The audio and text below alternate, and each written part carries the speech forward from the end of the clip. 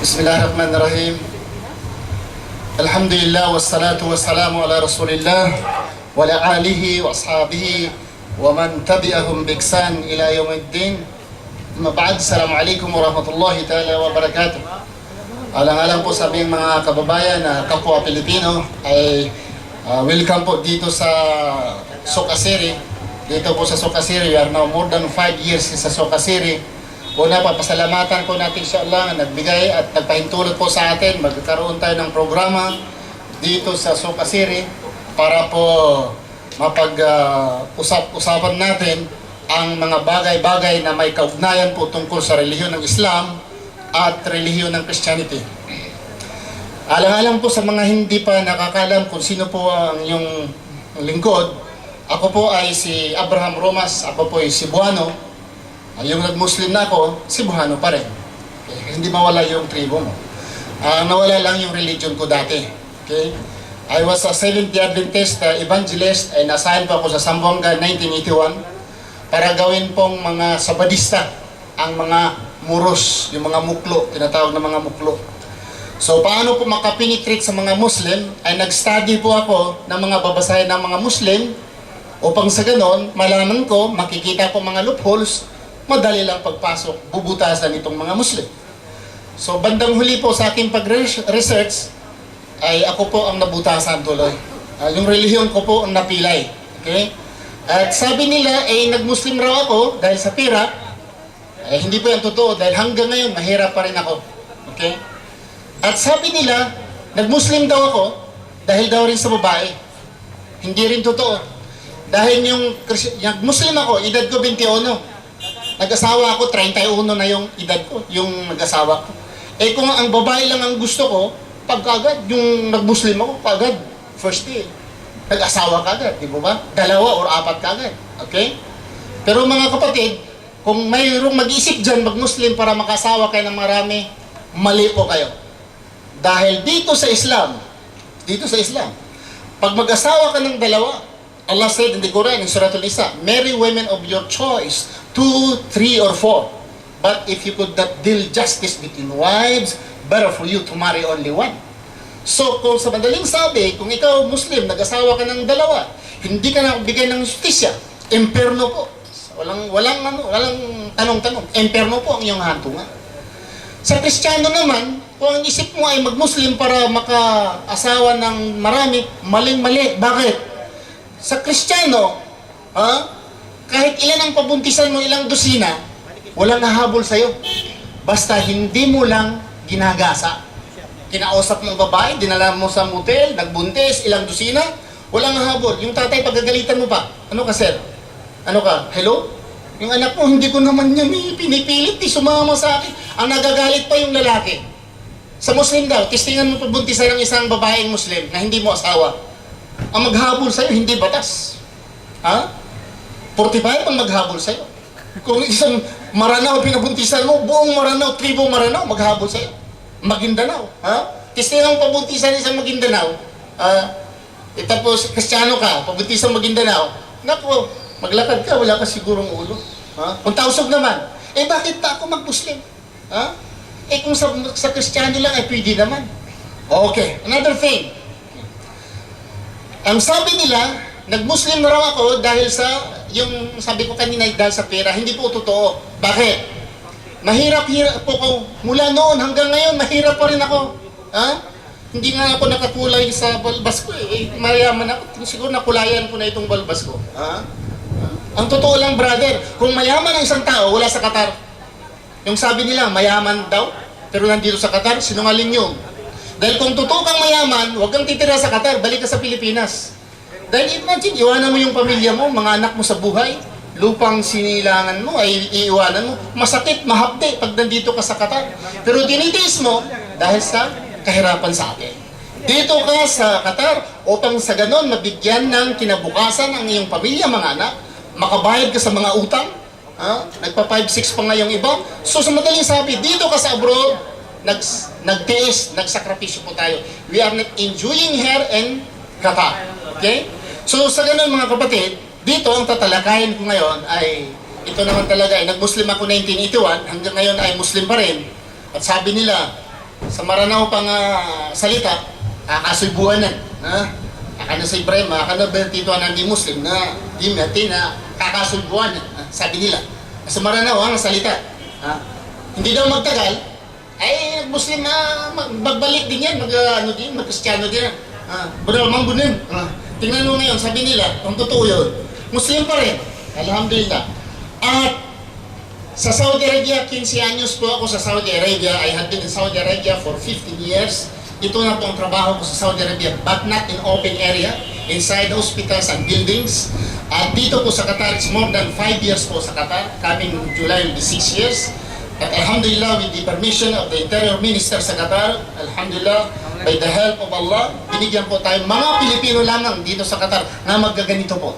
Ugnayan po sa reliyon, pag-uusapan natin, mahanghang, mapait, mapaklang na mga katalungan. Welcome po dito. May mga regalo pa, dito. Tuwing magtanong, babae, lalaki, Kristiyano man o Muslim, bata man matanda, ngipin man o walang ngipin, dito ay bibigyan namin regalo pag magtanong siya. Okay?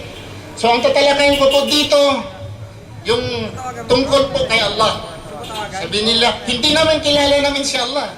Sabi ng karamihan. Yung Pilipino na hindi nagbabasa at hindi niya alam ang history of the Philippines, yung Pilipino na hindi niya alam ang history of the Philippines, sabi niya, bago lang yung Muslim bago lang si Muhammad.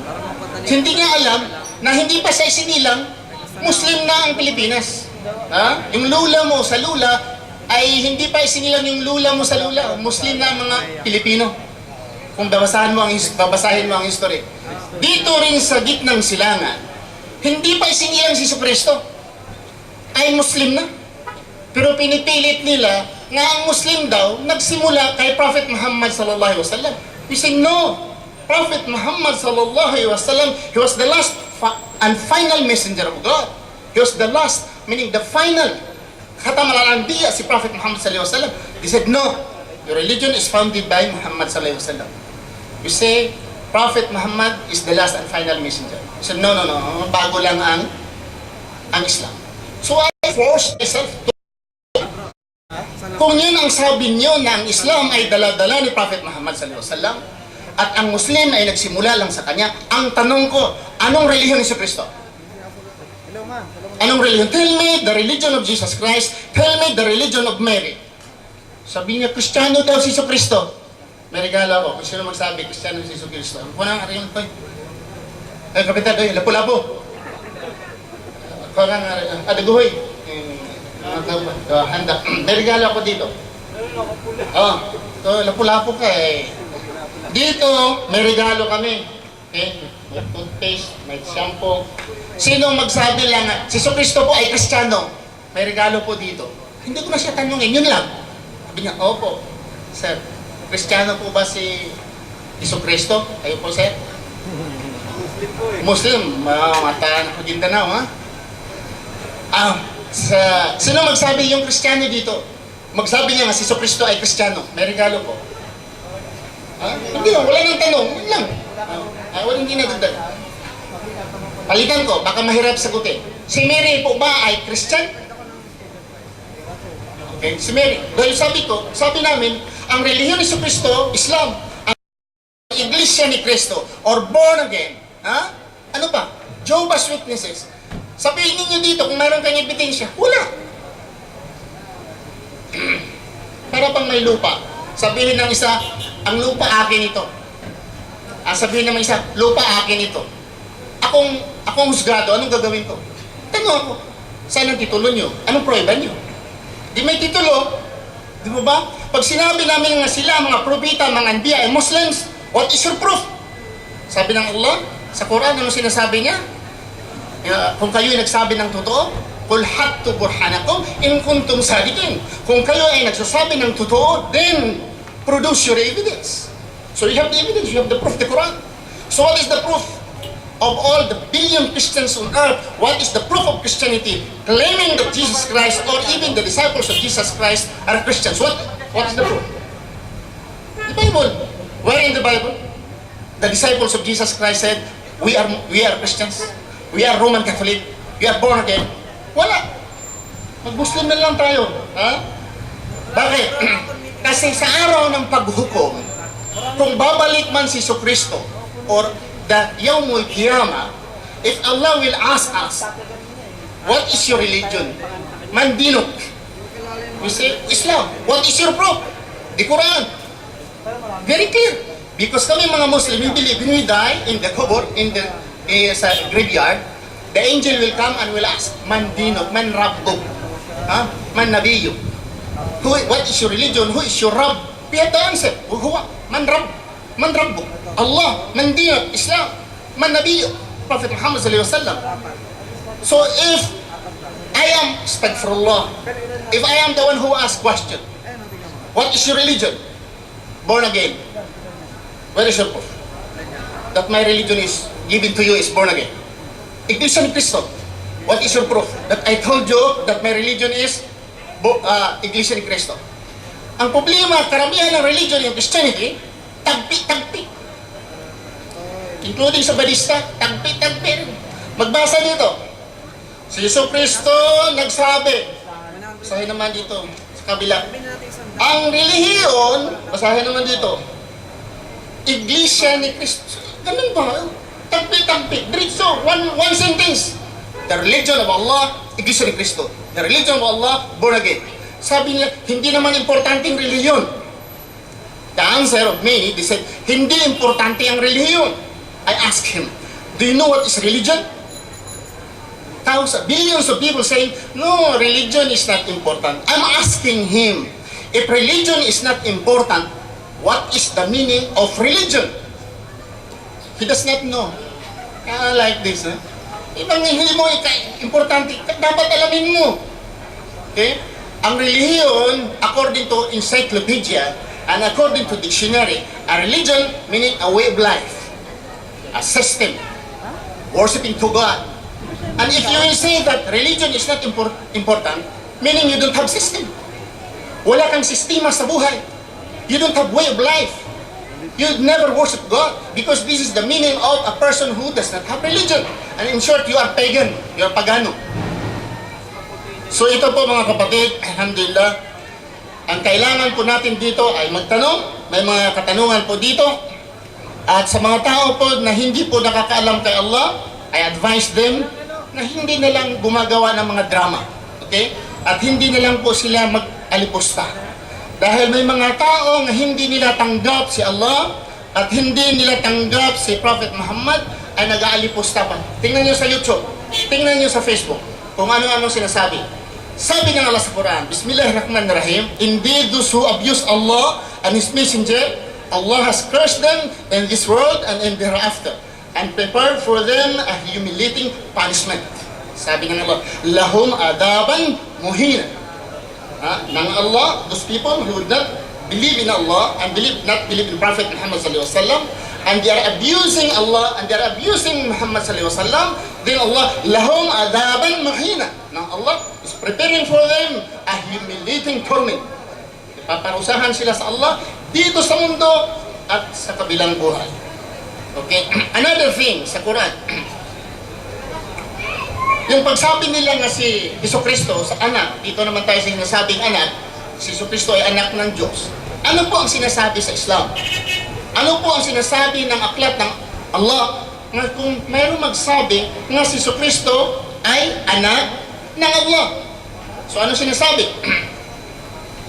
Dito sa Quran sabi ng Allah, ما كان لله أن تخذ من ولد سبحانه إذا قضى أمرا فإنما يقول له كن فيكون. Kung si Allah ay maglikha, ay sasabihin lamang niya kun fayakun. Sabi ng Allah, it continues, wa inna Allaha rabbi wa rabbukum fa'buduhu hada siratun mustaqim. Sabi ng Allah, Jesus said, indeed Allah is my Lord and your Lord, so worship Him. This is the straight path. Sabi po ni Allah, and quoting to giving this word to Jesus Christ. It continues, Allah said, وَقَالُوا تَخَذُ الرَّحْمَنُ وَلَدًا, and they say that most merciful has taken him a son.